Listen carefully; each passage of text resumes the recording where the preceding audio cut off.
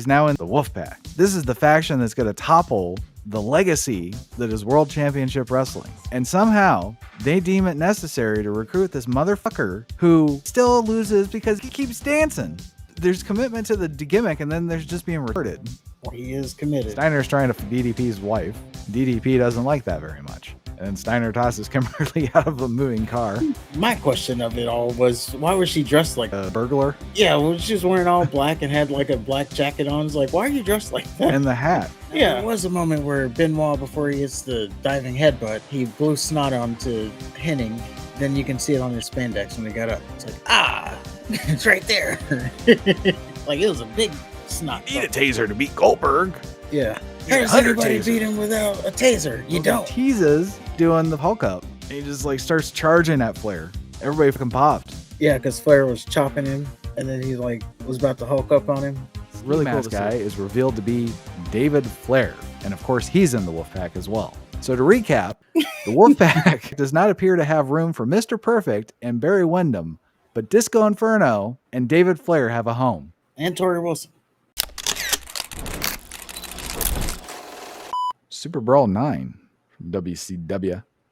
WCW. We're in Oakland, California. We see Tori Wilson. She's sitting in a hotel, wrapped in bed sheets, apparently ordering room service.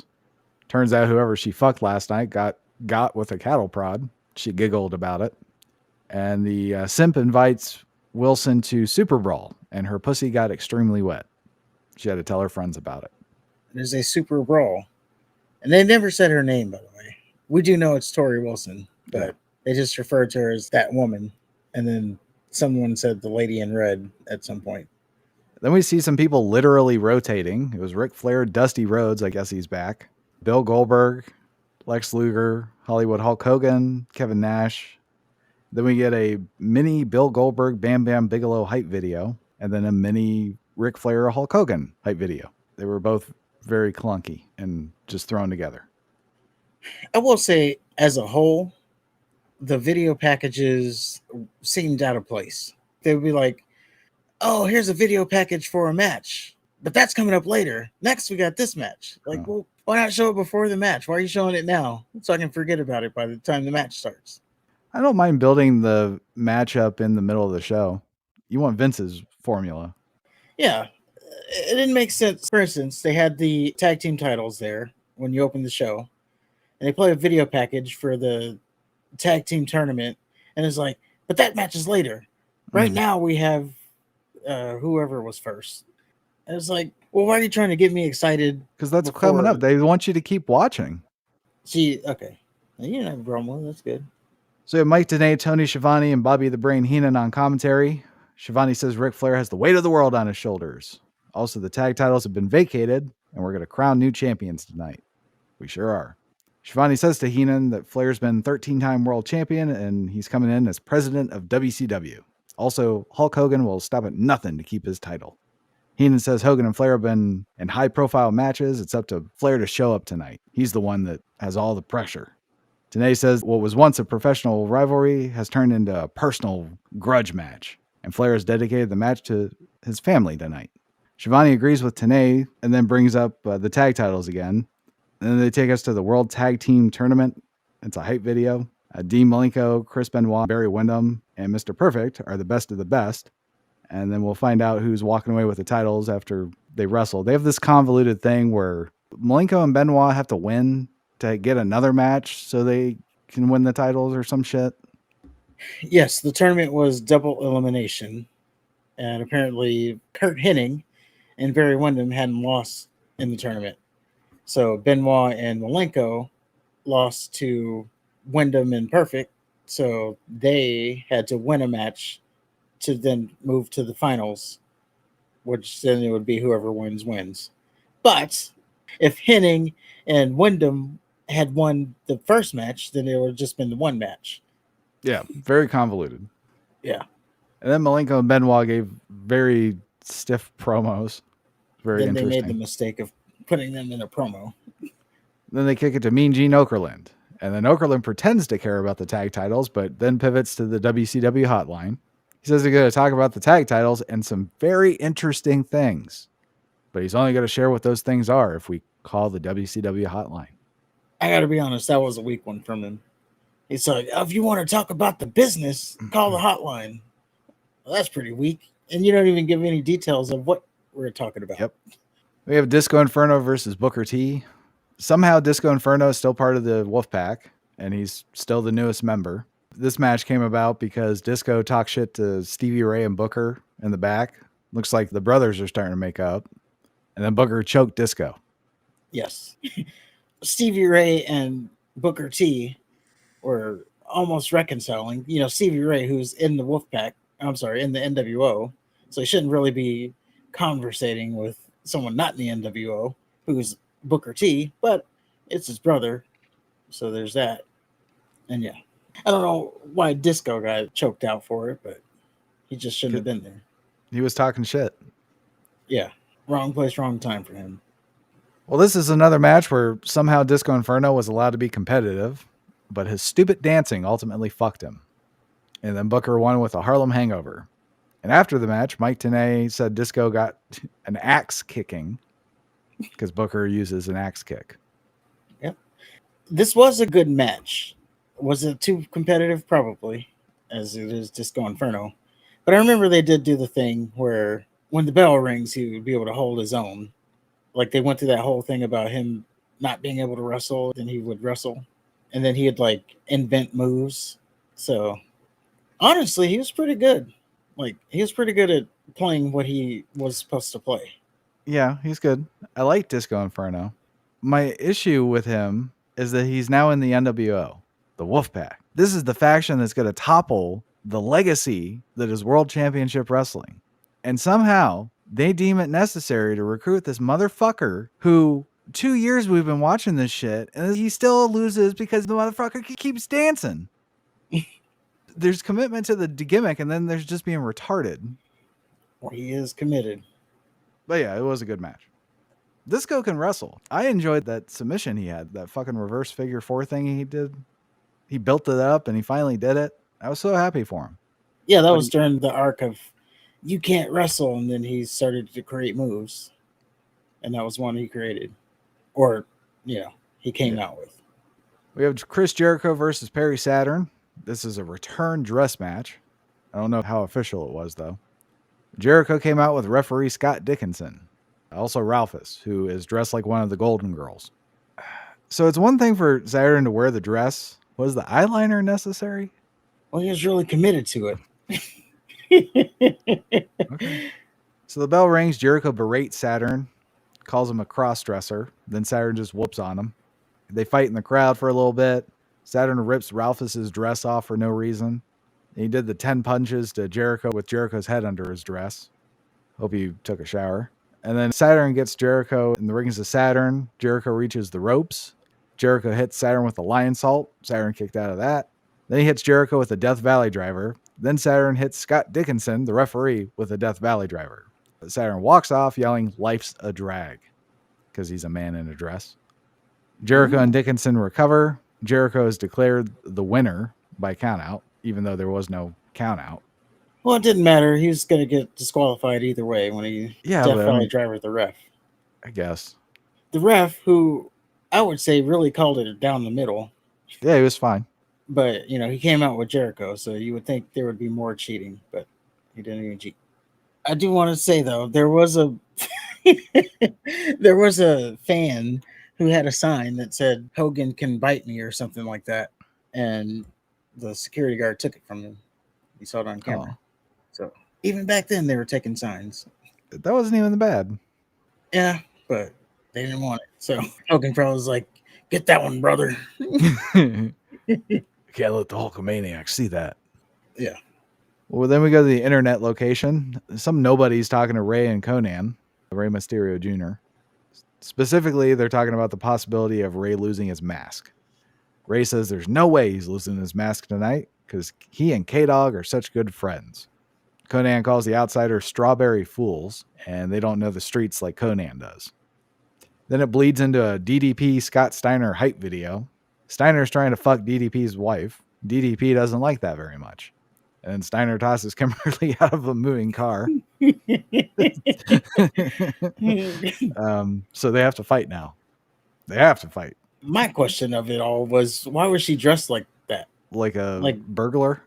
Yeah, well, she was wearing all black and had like a black jacket on. It's like, why are you dressed like that? And the hat. Yeah, like I don't know. Maybe she was doing some promotional thing. yeah, it was weird. But yeah, she got thrown out of the car. So Then we have Chavo Guerrero Jr. versus Billy Kidman for the Cruiserweight title. Chavo and Kidman were tag partners until the tournament. Then they split up. And Kidman won with the shooting star press. I thought this was the boringest fucking match ever. yeah, and I was thinking like Kidman's kind of all there is to him is that shooting star press. Like he's just a move. He's got a couple good moves, but he's just a white dude in a wife beater and shorts. There's nothing to him. Maybe he could have, I don't know, some outfit or something. Yeah, just out there in a freaking wife beater. Well, definitely not tights because he did that in WWE and he looked goofy. Well, it's like he's still in the flock, but you know they're long gone. It would have seemed. Yeah, he's very vanilla. Chavo's not any better. I'd say he's the Mexican equivalent to Billy Kidman. I mean, he had a little bit when he had Pepe, I guess. I don't know. Norman Smiley took that from him, though. Yeah.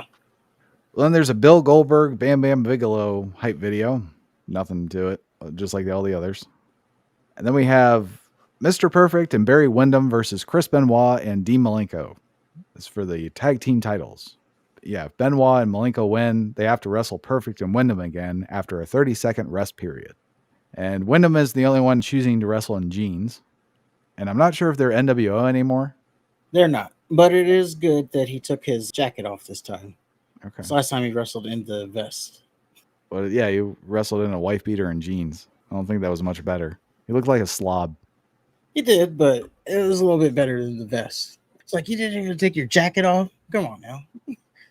So to recap, Disco Inferno is the newest member of the NWO Wolfpack / whatever, NWO. But they can't make room for Barry fucking Windham and Mr. Perfect. Well, I think they may have gotten kicked out. I think they said something like that.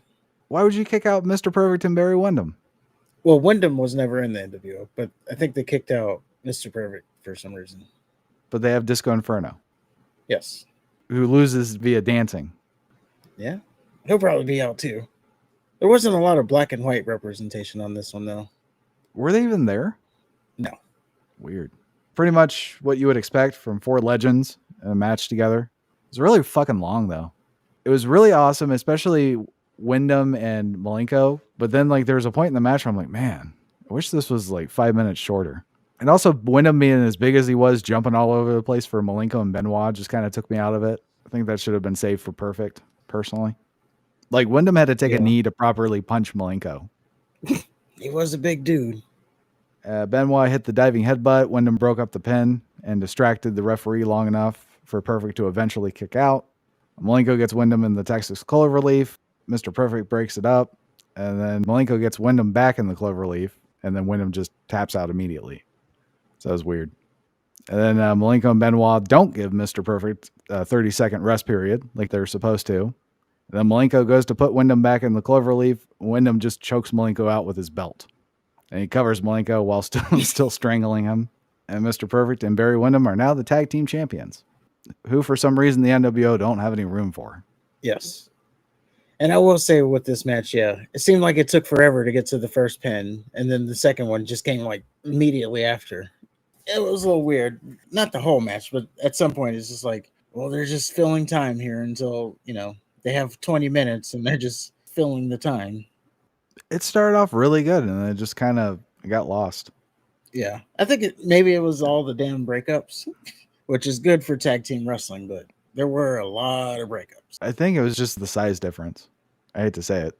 Yeah. Now there was a moment where Benoit, before he hits the diving headbutt, he blew snot onto Henning, and then you can see it on his spandex when he got up. It's like, it's right there. Like he really hit him with it. Like it was a big snot bubble. I would have quit the match. Yeah, it's like, what are you doing, man? Nope. Like I always thought he was just making the gesture, but then to actually see the snot on Henning's back, it's like, oh. Oh. I always wonder how they keep their composure when they spit on each other and shit. Yeah, I'd have to be like, let's not do that. I mean, I can do it to you. If that's your thing. We have a Scott Hall hype video after that. He beat Chris Benoit to be the #1 contender for the U.S. title. Kevin Nash helped. Bret Hart's the U.S. champion. He's still in WCW, remember? And he's forced to wrestle Roddy Piper, even though he's injured. But it turns out he faked it. And Will Sasso got involved, and he got beat up by Bret. And he ends up costing Bret the title. And now Scott Hall has to wrestle Roddy Piper. Well, Bret Hart, I believe, has to wrestle Will Sasso. Yeah, this is when they built that whole thing off of Saturday Night, or what was it, Mad TV? Mad TV. So, yes, Will Sasso is going to be wrestling Bret Hart. Well, then we have the Outsiders versus Rey Mysterio Jr. and Conan. And this is a hair versus mask match.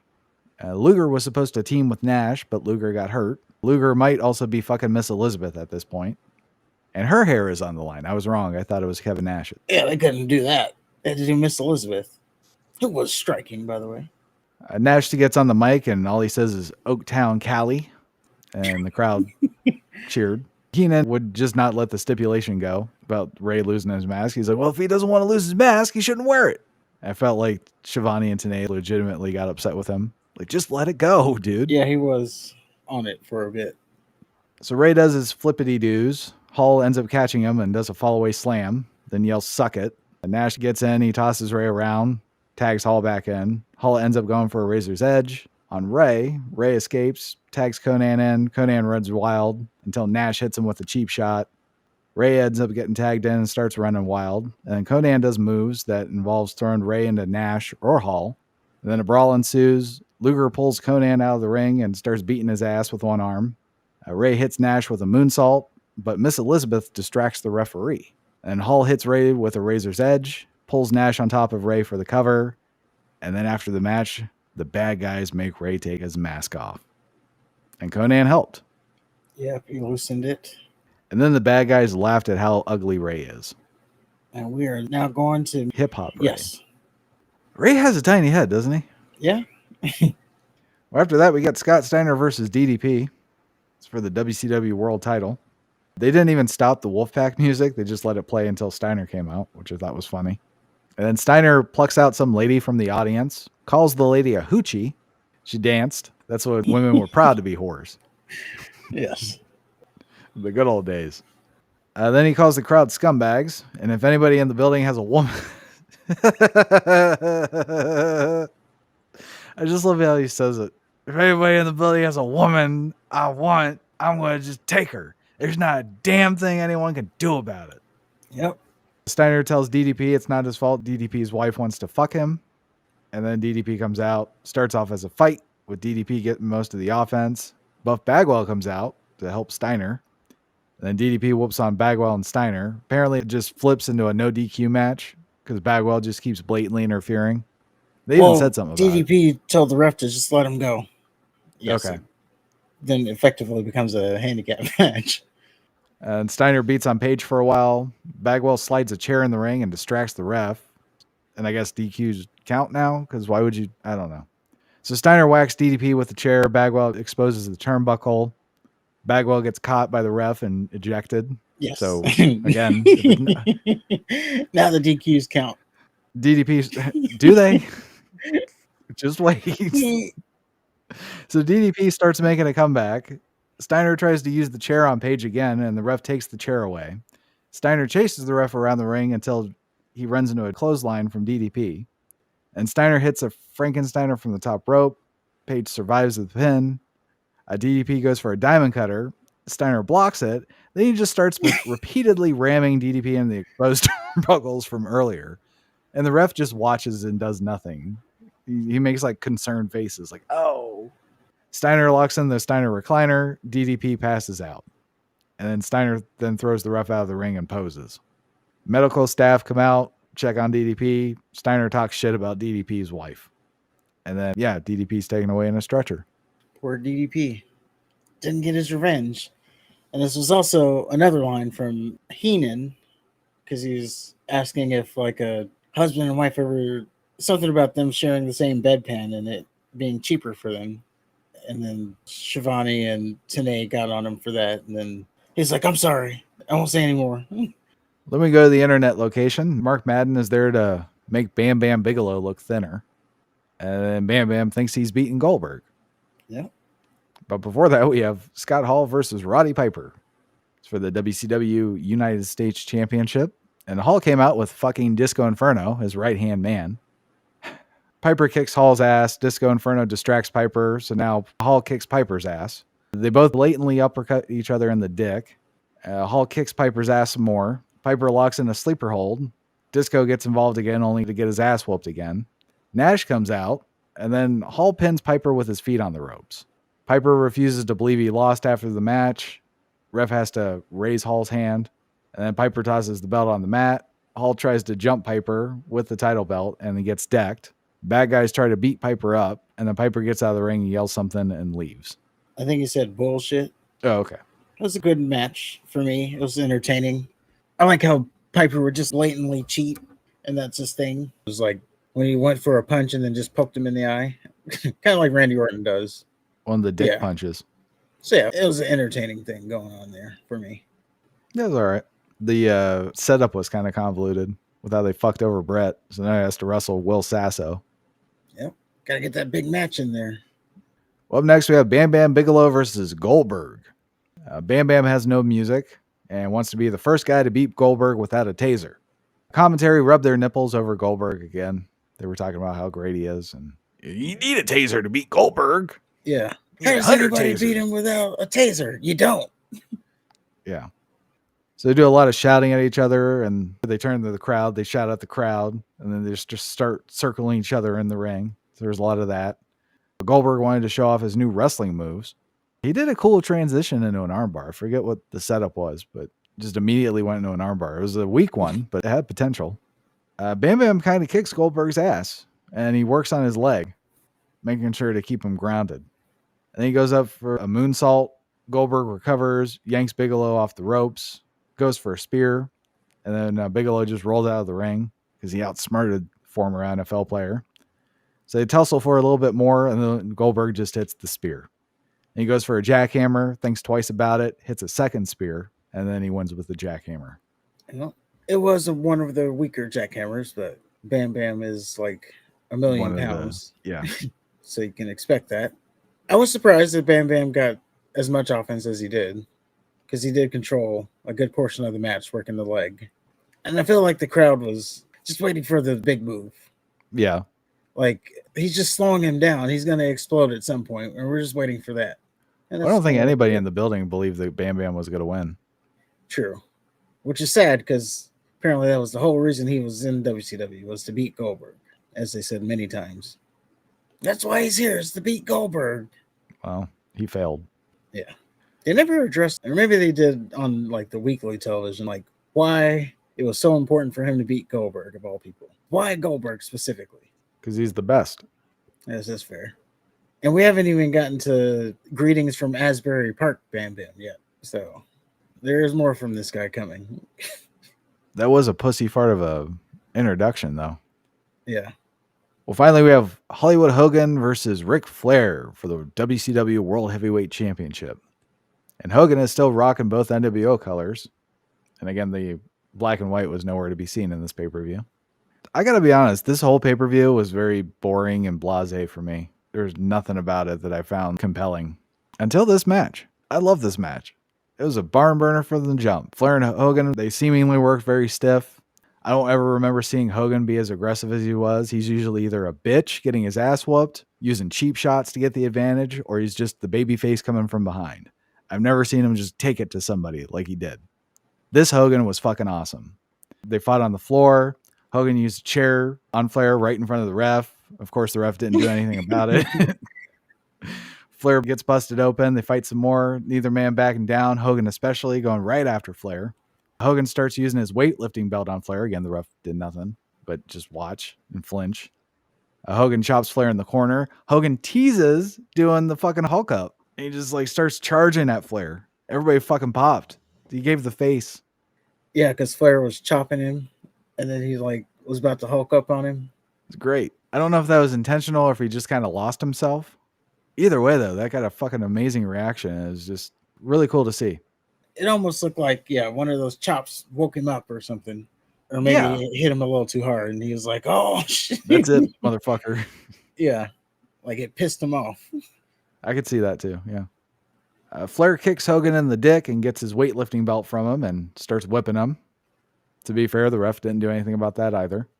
Hogan gets busted open, and then this fucking amazing match is happening. This masterpiece. And what happens? Torrie Wilson comes out for no reason and starts repeatedly slapping Flair, and then just gets down on the floor and stands ringside. And then Flair turns around and just starts continuing to beat the shit out of Hogan. So the slaps did nothing. Flair goes for a cover. Hogan kicks out, the kick out where he bench presses Flair, and ref ends up getting squished. And then Hogan elbow drops the ref, which I thought was funny. Still do. Yeah. They said he wanted to make sure that the ref stayed down longer. I thought like Hogan was too fucked up or something. He thought that was Flair. I don't know. Either way. Well, that's what they called on commentary. It's like, oh, Right. he wants to make sure the ref stays down longer. Now, I don't know why, because clearly he's not calling DQ. So, So yeah, he elbow drops the ref, and then he goes for the leg drop, and he misses. And Flair kicks Hogan's ass some more. And a man in a ski mask comes out. Flair gets Hogan in the figure four. Ski mask guy tases. They love the tasers, man. So he Yep. tases Flair. Hogan gets the pin. And then the ski mask guy is revealed to be David Flair. And of course, he's in the Wolfpack as well.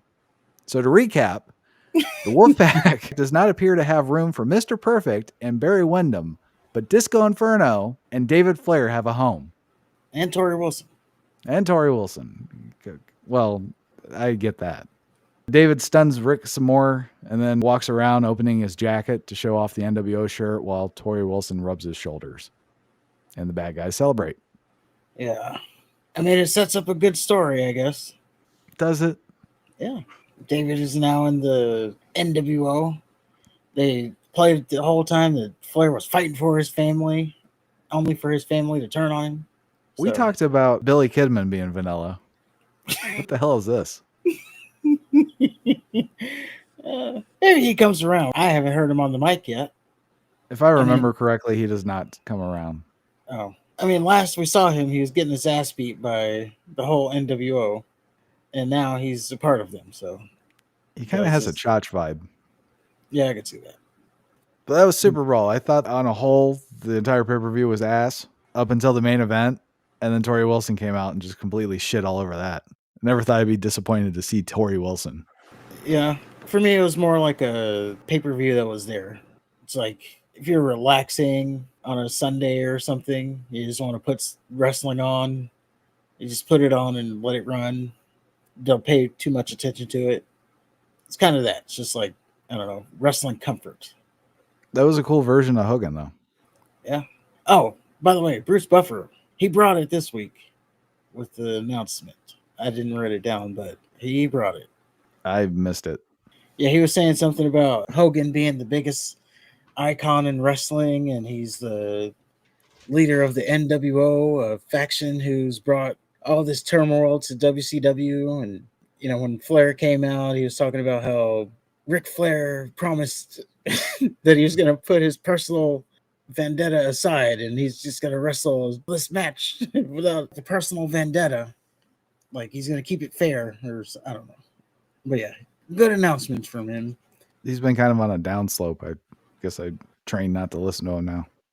Yeah, I guess when Hogan's there, he's like, let's go over what you're going to say, brother. Let me write that for you, brother. Yeah. You're not going to say that, are you? Here, I got something for you. Well, that was Super Brawl 9. Next, we have WCW Uncensored, 1999. It's in Louisville, Kentucky. The main event is Nature Boy Ric Flair versus Hollywood Hulk Hogan. This time, it's in a steel cage match. Also, First Blood. Of course, it's for the title. I'll be honest. I've seen this match Oh, yeah? very recently. I was watching the WCW channel and they played it for some reason. Boy, is it a doozy, though. Great. Yeah.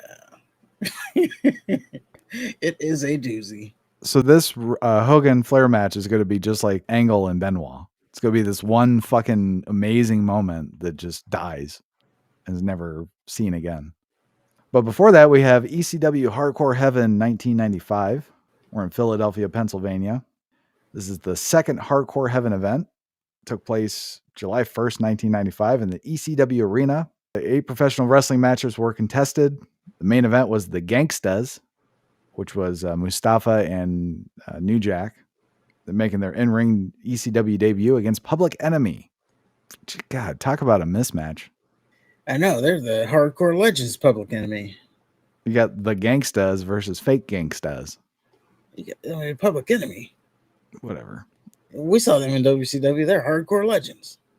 The event marked the final appearance of Shane Douglas in ECW. He departed to join the World Wrestling Federation. Did great things as Dean Douglas. Underrated gimmick, by the way. Yeah. Marked the debut of the Dudley Brothers. This was a stable that would ultimately evolve into the tag team known as the Dudley Boys. We will see Too Cold Scorpio versus Taz, which may be the only thing worth watching. ECW Taz is something to behold. And Too Cold Scorpio is fucking awesome. Then we have a Raven and Stevie Richards versus Tommy Dreamer and Luna Vachon. Like the Luna Vachon? Yes. That's for interesting. The ECW tag team titles. Then we have Axel Rotten versus Ian Rotten. This is a Taipei death match. Okay. None of anything you just said made any sense to me, but we'll figure it out. Like Axel Rotten, Ian Rotten, and Taipei death match. None of that made sense to me. I would assume that there's just kendo sticks. Okay. But we'll find out.